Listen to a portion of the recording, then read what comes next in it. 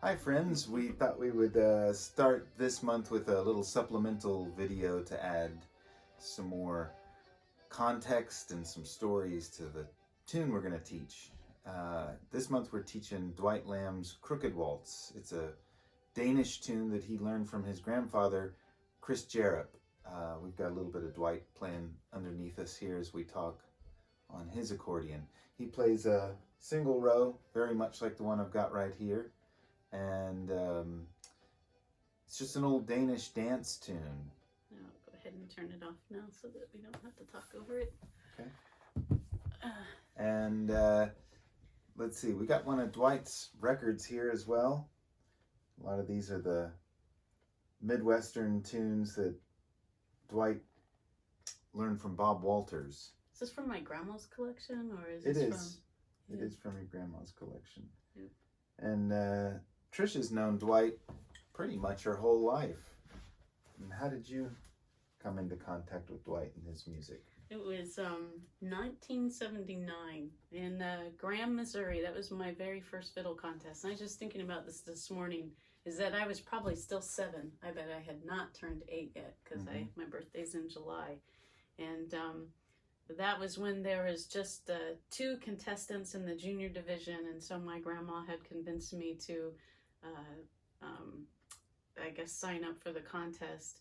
And I needed to know actually 3 tunes to play, and so before the contest that day, my grandpa took me behind the camper and taught me one more tune, which I never can remember which one it is now, but the tunes were like Twinkle Twinkle Little Star, Mary Had a Little Lamb, and Go Tell Aunt Molly. So those were the 3 that I played, and I got 3rd place.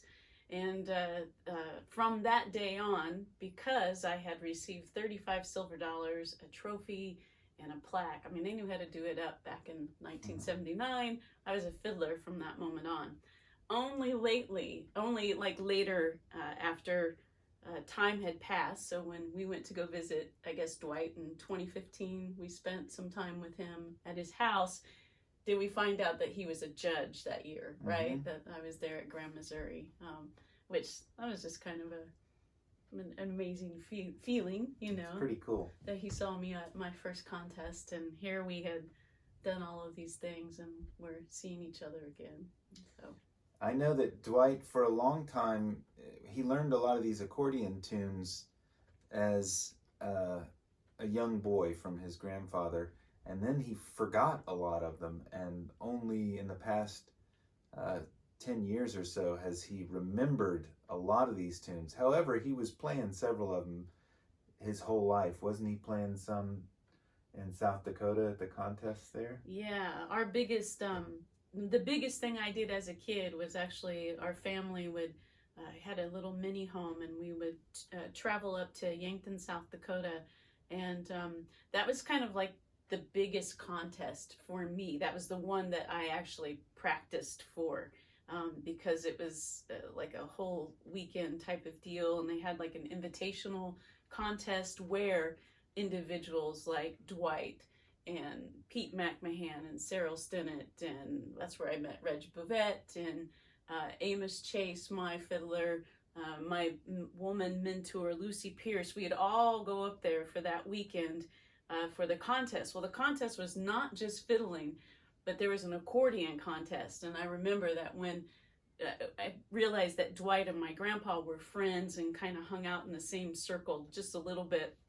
And I thought of Dwight kind of as my other, I don't know, he was just my friend up there. And I couldn't believe that he played accordion too. I remember sitting there in the bleachers with my dad as like a 10-year-old watching Dwight play accordion and just being like, why is he playing accordion? He's a fiddler, you know. But being so proud of him too, with all of those other accordion, because he's a great accordion player. As a 10-year-old self, I couldn't appreciate it as I do now. So well, it's kind of nice. We got to be the judges there at, I believe, the last year of the South Dakota contest, and got to judge that accordion contest, which is pretty fun. Yeah. Well, my introduction to Dwight Lamb was far less glamorous. I was at a used bookstore down in Austin, Texas, about 20 or 25 years ago, and found a CD called Joseph Won the Coated Fiddle from this fiddler, Dwight Lamb, who I had never heard of. His music and that style was not very popular down there in Texas, which is maybe why somebody sold it at the used bookstore. I don't know. And so I had to pick it up right away because it was an old-time fiddler, so I knew it would be something I'd be interested in. And I loved that recording and the music on it, and was particularly attracted to those accordion tunes he was playing on there, as well as the Midwestern style fiddle tunes. And it made a huge impact on me, and I never thought I would meet Dwight or anything like that. In fact, I knew very little about him except for this one CD that I had, which I was learning some tunes off of before I met Tricia. And then several years ago, after I had met Tricia and kind of realized how he had been a part of her life and how important his music and his mentors were to her grandpa, we met Dwight at the Chroma Festival in Colorado. And that was just a real high point for me. And ever since then, his music has been particularly important to me in learning the fiddle tunes and the Danish tunes and the backup guitar style. And how was that for you, seeing Dwight after all those years? It was pretty incredible. I think even to back up more, like when we first met, I was kind of going through I don't know what to call it, like a fiddling depression. I had spent, my young years growing up in this rich tradition with some great fiddlers and learned a lot. And then I put the fiddle down for a little while, but when I got back into music, things had changed so much. One, fiddling contests were pretty much gone with what I grew up as a social gathering. And what I had not known was happening was kind of, I guess, the revivalist music that had been going on in other places, and then there were these festivals going on. Particularly Appalachian music. Yeah. And I fell for that, and I started studying that, and kind of through that study, I got this little chip on my shoulder about the Midwest fiddling that I grew up with, partly because maybe I had been told that really the tradition I came from was not old time, and for whatever reason that definition meant something to me. And by the time Howard and I had met, I was almost ready to put the fiddle down. I felt like this tradition I came from wasn't important, and this other tradition that I had loved and studied, I was an outsider because I didn't come from it. And boy, what an amazing moment, you and I meeting, which was back in 2012, and you being so excited that you were like, you know these people, and really, and you grew up with that. And I had this moment of appreciation of where I came from. So you and I meeting Dwight again after all of these years. I hadn't seen him since I was probably in my 20s. Didn't even know Dwight was still out there doing those things. I mean, I knew once we were going to Colorado, but I didn't know what had happened with Dwight. So many of my mentors have passed on. So I was, first of all, happy that he was still doing what he was doing, and then to find out his Cinderella story with the Danish tunes and about him going to Denmark and sharing that music, that when I got to meet him again, it was almost like this release of, here was somebody that remembered my grandpa. Look, I'm already, not only did he remember him, but he remembered me and remembered all of this. Thank you. He remembered all of this stuff that was important to me. And it was just, it was a pretty big experience to, like I said, to make this circle back into what I had grown up with. And, to this day, Dwight he has now become, I learned Dwight tunes. Anybody that's still living in the Midwest and that's older than me, I feel like it's my job to promote them and to share that music, because it's every bit as important as the music from all of the other places.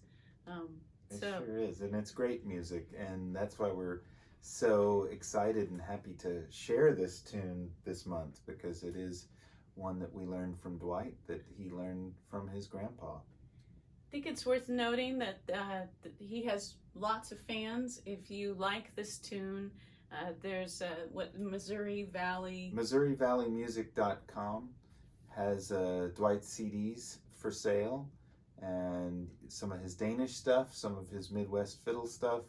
It's all great, and it's all worth listening to. And I also want to say that, to me, Dwight is so important because he is that link to older music, especially here in the Midwest. If you're a fan of any Bob Walters tunes, you want to be a fan of Dwight, because I know Dwight told us back in 2015 that his primary goal as a fiddler was to play like Bob Walters, and was to play Bob Walters tunes and put those out there. So if you like some of the stuff that I have played in jams, there are a lot of Bob Walters tunes that have been filtered through Dwight, and so he's we're lucky to still have him. He loves visitors. He loves talking to people. So after the pandemic, maybe we'll go pay him a visit. And you can too, maybe. So I don't know. Do we want to mention anything else, you think? Just that we're going to try and include some of these supplemental videos to give a bit more of the story of the music that we're teaching you every month, so that you can feel the connection that we feel to it. You are in our bedroom. We moved here in the pandemic because this was just something I thought would be fun to do when we were looking for things to do. So we now have a sitting area in our bedroom, and you're sitting here with us at the red table, and our dog is right in front of us, so it's like we're having a conversation. Yeah, I can't wait for next month. We've been thinking about this, so we know what it will be next month, which we will be talking about Al Murphy, I think. Another great Iowa fiddler. Yeah. And another one who's really important to us, and a wonderful mentor, and somewhat his name is not as recognized as Dwight in the old time community, but it definitely should be, because he's a very important individual and still going.